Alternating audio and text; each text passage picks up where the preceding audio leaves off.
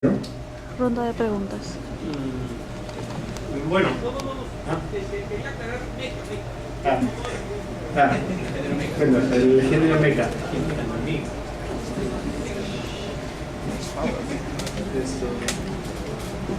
¿Podrían encender el micro, por favor?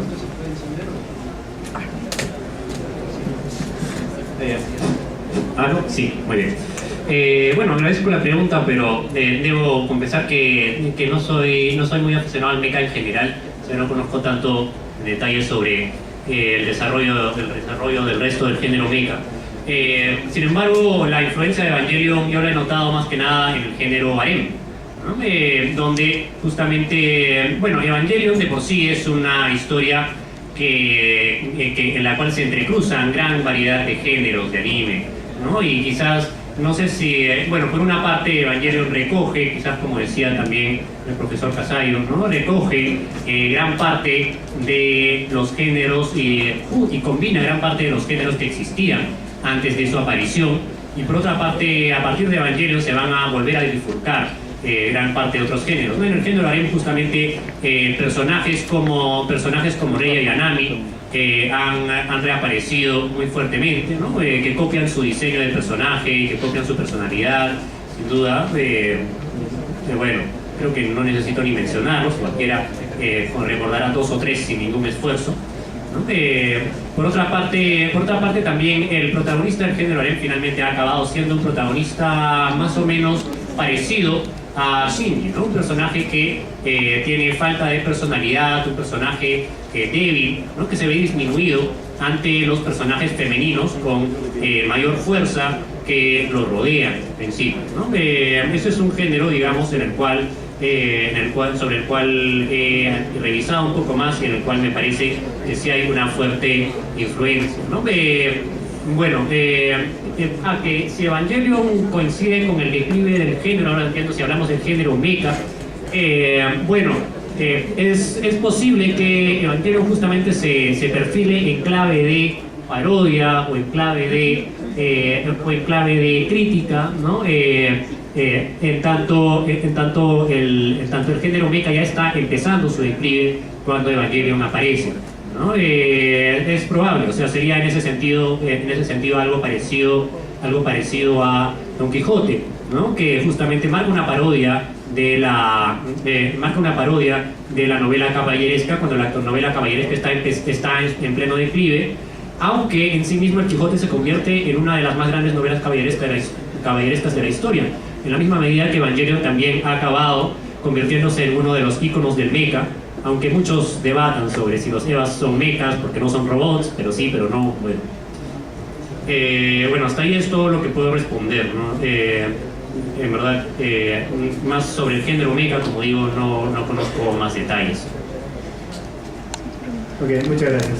La siguiente pregunta es para el profesor Víctor Casayo. Para usted, ¿cuál es el significado real o la intención de la frase Dios está en el cielo, todo está bien en el mundo en la serie?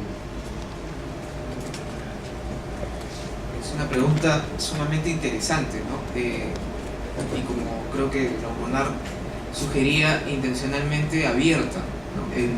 Pero para responder a la pregunta y no abrirla en más preguntas, yo creo que parte dentro de la ficción, ¿no? Dentro de la ficción de Evangelion, parte de la cuestión de la oposición a Dios, a lo que pueda significar eso, la voluntad de Dios y los ángeles o apóstoles, ¿no? Entonces, Dios está ahí y claramente está, mejor dicho, allá, ¿no? Está en otra parte y desde ahí vienen los ángeles a atacarnos.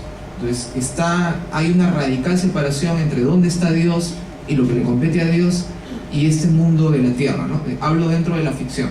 Entonces, Cele, Nerf, Marduk y todos estos es un conjunto de intrigas y de esfuerzos para reaccionar frente a esto, ¿no? Cada uno desde su propia agenda. Y yo creo que lo que intentan afirmar, ¿no? Si tomamos literalmente la frase, ¿no? Dios está ahí en el cielo, todo está bien en la tierra, es nosotros estamos a cargo de lo que está en la tierra, ¿no? Es como, perdone la trivialidad del ejemplo, ¿no? Cuando uno está peleado con el papá o la mamá, ¿qué tienes? Nada, estoy bien, ¿no? Y claro, tú quédate por allá, ¿no? Y todos sabemos que no estamos bien. Y todo el Evangelion, pues, la historia es un despliegue de los esfuerzos de estos seres humanos que afirman que está bien. Me parece que lo que están afirmando es: estamos en control, estamos en el poder, y de hecho tienen el poder y tienen el control. El tema es que entre ellos se quieren matar y no se ponen de acuerdo. Entonces, me parece que hay una doble ironía, que era lo que intentaba señalar al final de mi intervención. Dios está ahí en el cielo, pero no estamos bien acá en la tierra, ¿no? Y toda la historia apunta a eso. Perfecto. La siguiente pregunta es para el profesor Glaucon Ayube. La nueva versión de Evangelion destruye el argumento original y eso puede llevar a un rechazo inconsciente por parte de los fanáticos clásicos del anime y el manga.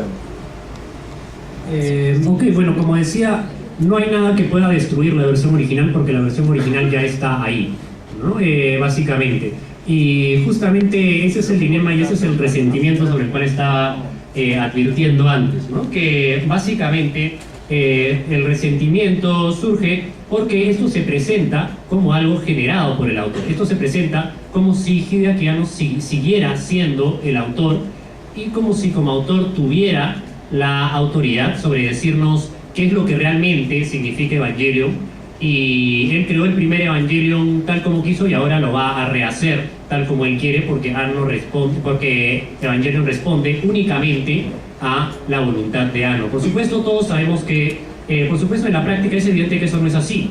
Evangelion lo hizo gran cantidad de staff, muchas otras personas involucradas tanto en la animación y en la producción, como también otras tantas personas que sin duda le han metido mano al guión en algún momento, y los actores de voz también aportan gran cantidad a la forma como pensamos en los personajes. Finalmente, como decía, el presupuesto ajustado con el que salió Evangelion sin duda lo llenó de imprevistos y transformó por completo el producto final, por lo cual el producto final de Evangelion que nos gusta, ¿no? Y el argumento de Evangelion, entonces el argumento final del Evangelion que hemos visto originalmente no puede ser considerado como algo que puede cambiarse o destruirse por cualquier versión nueva que se pueda sacar de esto, ¿no?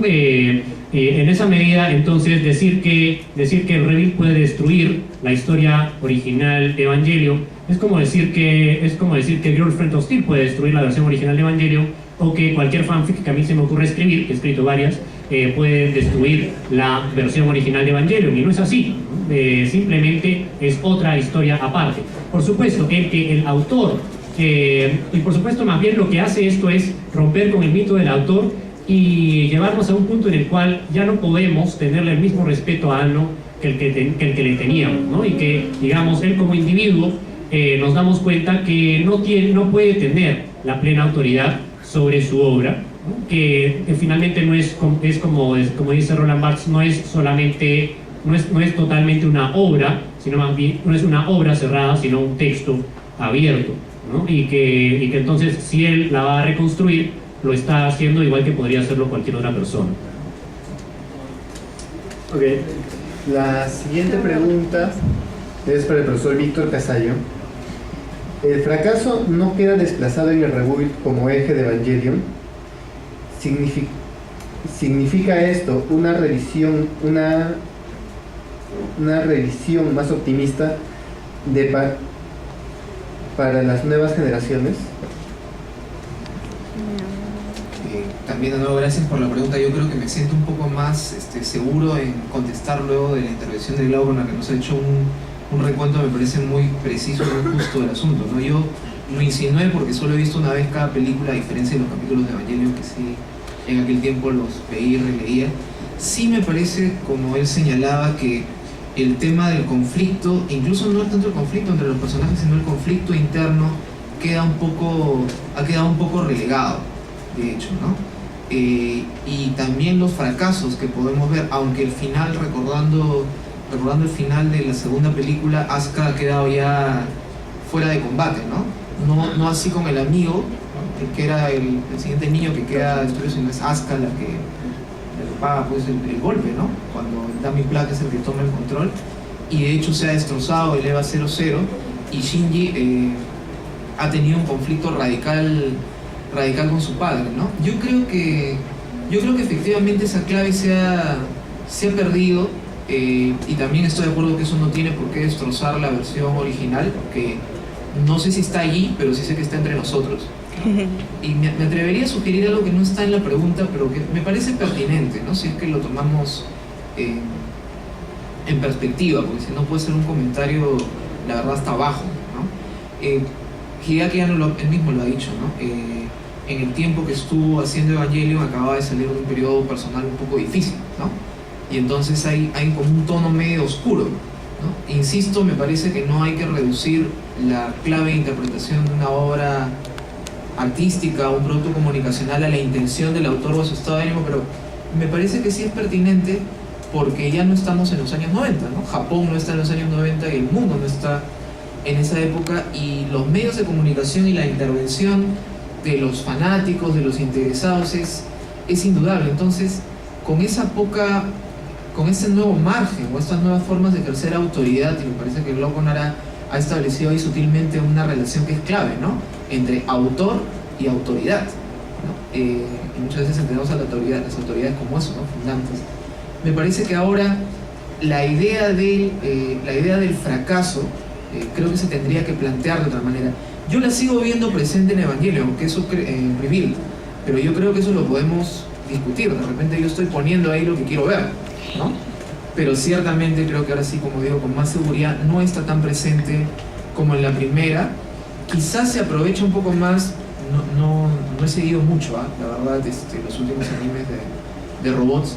Quizás se está aprovechando ya no del fracaso, sino de este declive que me parece que hay cierto consenso en que hay en los animes de robots, ¿no? Entonces por ahí, más bien, ¿no?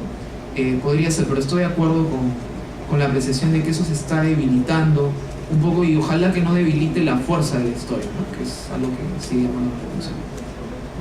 Muchas gracias. Bueno, por motivos de tiempo y para terminar cumpliendo todo el programa, vamos a suspender aquí la ronda de preguntas. Muchas gracias a quienes han participado. Disculpas a